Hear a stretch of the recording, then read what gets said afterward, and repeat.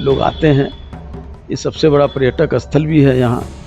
तो लोग आते हैं, आकर के घूमें जाएं। इन लोगों से हमारी कोई अपेक्षा नहीं बिहारियों की कुछ बिहार के लिए करेंगे। ये बिहार से ले करके जाते हैं, बिहार को देने का काम नहीं करते हैं। जुमलाबाजी करेंगे, जुमलाबाजी करके चले जाएंगे, लोगों को दिग्भ्रमित करेंगे। तो इससे भी स्थिति पर वो कोई अपना कार्य योजना बना करके लाते, तब ना आ करके सिर्फ यशोगान करेंगे और माला पहनेंगे, चांदी का मुकुट पहनेंगे और चले जाएंगे। तो इससे बिहार के लोग इससे कोई बहुत ज़्यादा उत्साहित नहीं है। भैया जो आज जो देश में जो सबसे बड़ी संकट है, महंगाई का, बेरोजगारी का, नाफरमानी का, आज जो लोग आर्थिक रूप से विपन्न हैं, बेरोजगार तरस रहा है, उनके लिए कोई योजना न बताइए। परिवारवाद और ये सब कह करके आप बेरोजगारी से मुंह मोड़ना चाहते हैं। आप महंगाई, किसानों को क्या देना चाहते हैं इस देश में, जहां प्रति घंटा एक किसान आत्महत्या करता है, प्रति घंटा 2 नौजवान आत्महत्या करता है। क्या उनका परिवार अगर है उसके लिए वो क्या कर रहे हैं? नमस्कार, मैं हूं संजीव कुमार और आप देख रहे हैं फर्स्ट लुक बिहार। अभी हमारे साथ जुड़ रहे हैं राजद के राष्ट्रीय महासचिव हैं श्याम रजक जी हैं, पूर्व मंत्री हैं। आज अमित शाह पटना आ रहे हैं, बेतिया भी गए थे और जो भारत के प्रधानमंत्री हैं वहाँ पे कई घोषणाएं भी किए, शिलान्यास किए। तो क्या कुछ कहते हैं अमित शाह को लेकर के, इनसे बात करते हैं। पहले तो फर्स्ट लुक में आपका बहुत बहुत स्वागत है। धन्यवाद आपको। आज अमित शाह आ रहे हैं, क्या कुछ कहेंगे इनके बारे में? देखिए, बिहार है और बिहार है बाहर के लिए, बिहार के लिए। बिहार का मतलब ही है बिहार। लोग आते हैं, ये सबसे बड़ा पर्यटक स्थल भी है यहाँ।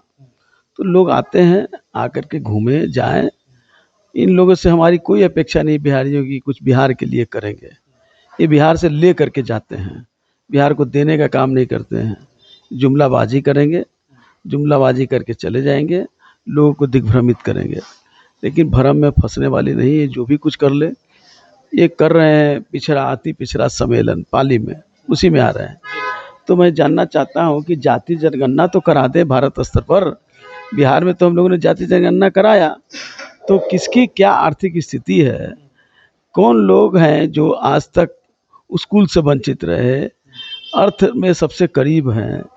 यहाँ तो बताया गया कि बिहार में लगभग 42% लोग जो हैं, जो पिछड़े अति पिछड़े जो हैं या सवर्ण जाति के भी जो लोग हैं, उन सब के 42% लोग हैं जहाँ रोजगार नहीं है, जहाँ लोगों को आर्थिक स्थिति से इतनी विपन्नता है कि मनरेगा से भी कम उनकी आय है, 6,000 रुपया मंथ है। तो इससे भी स्थिति पर वो कोई अपना कार्य योजना बना करके लाते, तब ना आ करके सिर्फ यशोगान करेंगे और माला पहनेंगे, चांदी का मुकुट पहनेंगे और चले जाएंगे। तो इससे बिहार के लोग इससे कोई बहुत ज़्यादा उत्साहित नहीं है। भारत के प्रधानमंत्री आते हैं, परिवारवाद पे विवादित बयान देके चले जाते हैं। दे करके जाते हैं, तो हमारे नेता लालू यादव ने तो जो कहा है पहले उस पर तो सफाई वो दे दें।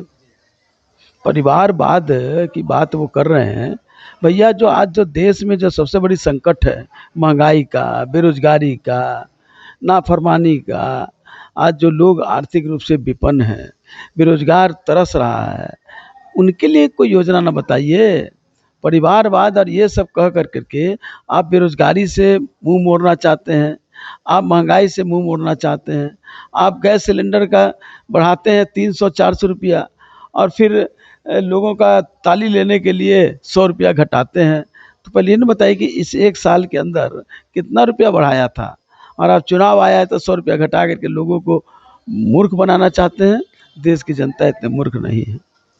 अब परिवारवाद को लेकर के जब जिस तरह से विवादित बयान देते हैं, फिर कहते हैं कि पूरे भारत का जो है परिवार है, सब मेरा ही परिवार है। तो इसी तरह से मणिपुर में भी जो घटनाएं होते हैं, क्या उनका परिवार है कि नहीं? उनका परिवार है तो नीरव मोदी भी शायद उनका परिवार होगा, मुकुल चौकसी भी उनका परिवार होगा, अडानी भी उनका परिवार होगा, अंबानी भी परिवार होगा। लेकिन वो भूल जाते हैं कि मणिपुर में जो महिलाओं के साथ अत्याचार हुआ वो उनका परिवार है कि नहीं है। या देश में जो बेरोजगार लोग तरस रहे हैं, आज देश में प्रति घंटा 2 नौजवान आत्महत्या कर रहे हैं। तो ये उनका परिवार है कि नहीं है। उस पर वो क्या कर रहे हैं, उनकी आत्महत्या खत्म हो, उनकी आर्थिक विपन्नता खत्म हो, उनको रोजगार मिले, उनको शैक्षणिक स्तर से मिले। प्राइवेट स्कूल खोल रहे हैं, प्राइवेट कॉलेज खोल रहे हैं, आज तो सारा कुछ का निजीकरण कर रहे हैं। सरकारीकरण का खात्मा करके, निजीकरण कर करके आप देश के नौजवानों को, किसानों को क्या देना चाहते हैं? इस देश में जहाँ प्रति घंटा एक किसान आत्महत्या करता है, प्रति घंटा 2 नौजवान आत्महत्या करता है, क्या उनका परिवार अगर है तो उसके लिए वो क्या कर रहे हैं? तो आपने सुना कि जिस तरह से पूरे भारत में परिवारवाद को लेकर के या हिंदू मुस्लिम को लेकर के जो बयानबाजी चल रहा है, क्या कुछ स्पष्ट इन्होंने किया है? तो आप चलते हैं दूसरे खबरों की तरफ, तब तक के लिए मुझे दीजिए इजाज़त। धन्यवाद।